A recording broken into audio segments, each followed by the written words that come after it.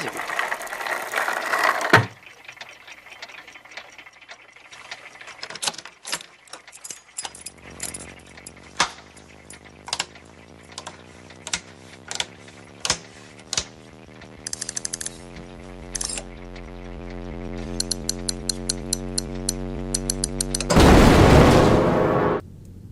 So, I might have found another Volkswagen to buy.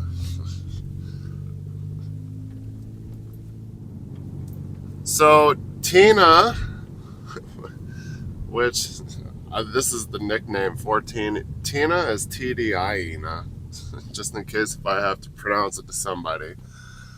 So, it's a TDI. 1998 Jetta that I got from the wife's mother-in-law. I mean, from my mother-in-law, from the wife's mom. They've had it since brand new. They bought it from Volkswagen in Princeton. And they had it right up to 238,000 kilometers. And they spent a lot of time ripping around on the gravel out in the countryside. So the underside of it's pretty hatched. Like, I would need a whole donor car to cut like whole floors out of. It's not as easy as probably I might be able to patch some of it, but it's so bad. I'm just like, oh. I'm like, I need a whole nother car. So when I got it, the manifold's been cleaned twice. I've been like keeping it alive. Not that it needed much work. Like, they took it in and got timing belts redone. But the engine's got like another shit. Those things will go like 500,000 kilometers, no problem. So it's only seen half its life. So I would like to keep the memory alive for the mother-in-law. I wish I could fix the car, the original one, but I'm just like, dude, you guys let it go way too far, and you should have had mud flaps or something, because, wow. I parked it on my lawn one winter, and then when I moved it, I had fucking thistles growing, like, right where it was parked. It was just like straight thistles. I'm like, huh, because it was falling out of all the holes from driving down the gravel roads, right? I'm like, that's weird. And then, yeah, so it's quite rotten. So I've been looking for a donor. Or I said before, I was going to put that engine and transmission in that diesel Rabbit that I just picked up. But then this other one came up. I would like to be a proud owner of 1, 2, 3, 4, 5 Golfs. Couple iterations, like, yeah, I don't think it's a GTI. It's dubbed as a GTI on Kijiji, but I'm like, there's certain things. I'm like, it's got this 2-liter 8-valve engine in it, and it's turboed, which it didn't come turbo factory. The air intake, I'll insert the picture, obviously. Air intake sticking out the hood. I'm like, who did this mod? Keep, but it's not rotten. That's the number one. I'm like, find one that's not rotten, because Mark III's rot out super quick in Alberta. So I'm like, oh, I need this. Well, I don't need it. I want it. And do a motor swap. The 2-liter 8-valve's a good engine too. Like, I had one, and I'm super pissed that I sold it. I should have kept it, but I can't remember. I think I bought that because I was buying my Subaru. There was a reason why I sold it. Because I needed money to put down on something else. And I was happy to get trade up at the time, but I should have kept that. You're an idiot. And then Buddy ended up trading for a stolen quad that got repossessed out of his possession, and the car disappeared and never came back. But I found it because I'm on Kijiji all the time looking at Volkswagens. And I think that's where I found it. Because at the time I wasn't really going through Facebook Marketplace. And I don't know whatever ended up happening, but I found I'm like, this is it. Because it had the same same headlights, and the same fog lights that I put on it. I don't know whatever ended up happening because I phone buddy. He used to be apprentice mechanic at Road Trade for a while, and then he left and he went to work for Step. And I was like, dude, I found the car. Because I was probably more mad than him. He probably got some insurance money out of it or something. But I was like, dude, this is it. I'm like, I want it back. I'm like, if you get it, I'll buy it back. But anyways, what's up today? Going to wheel a service room. Alpsych?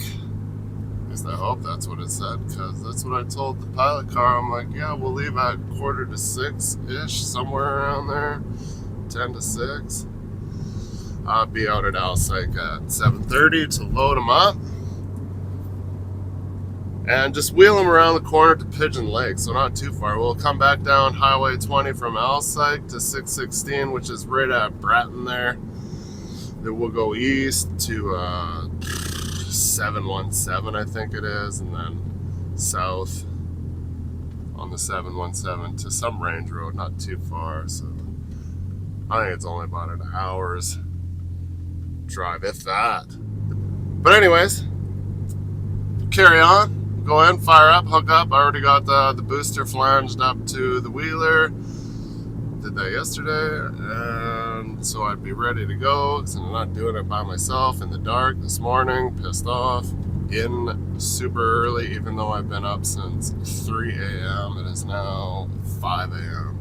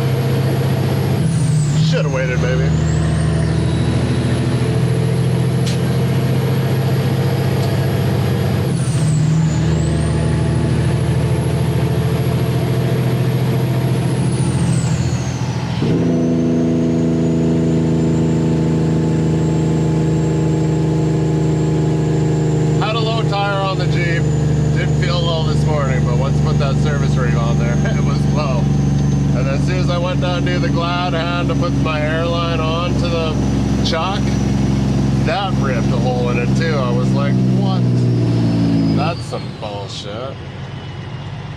Need lots of corner, big trailer coming through. Fuck. Potholes in the middle. Oh, we missed them. Alright.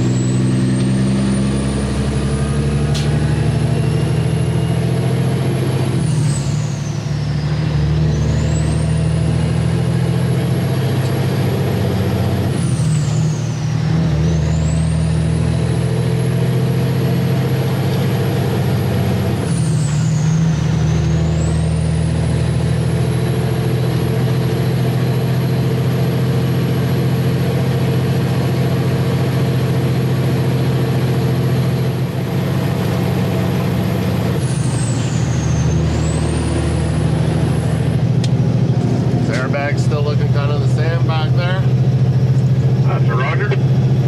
Right on. Someone broke the dial on the booster, so I have no idea what's. Should be rocking common air, but I think there's a problem with that because I dropped the air in the 24. It doesn't drop the air in the booster. Take the glad hand off at the back of the 24 for the common air. Want another job after this one, Gerald? Telling a story. Not that I know of.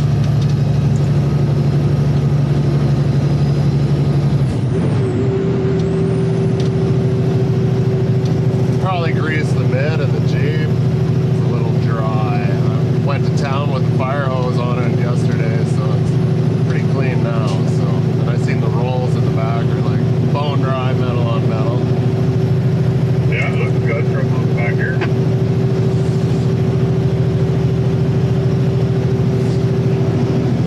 But yeah, you take the glad hand off of the back of the 24 with the suspension dump, there's still air. You don't need to hire a yard rat to go around and do trailers all week.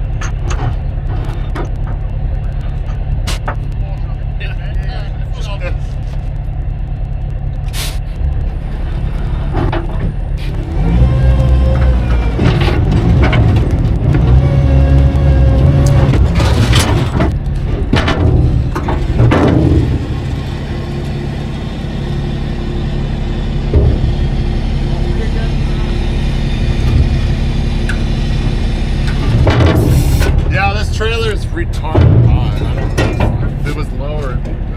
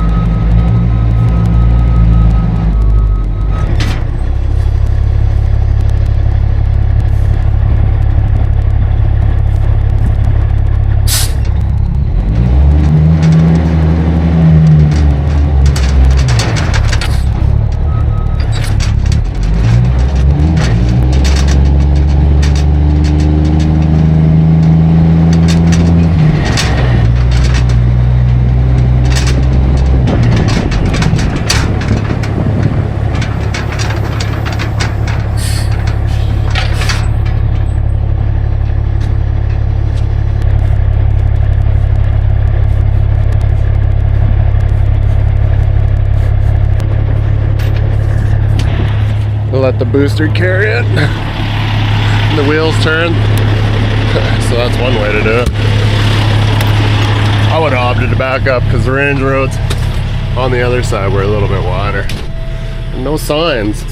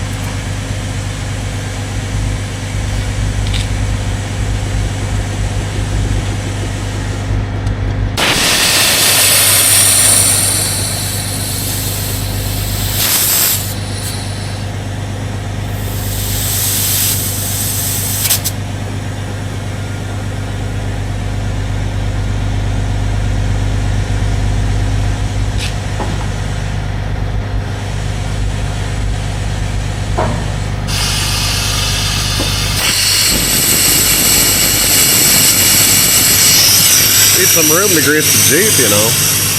It's kind of nice for that.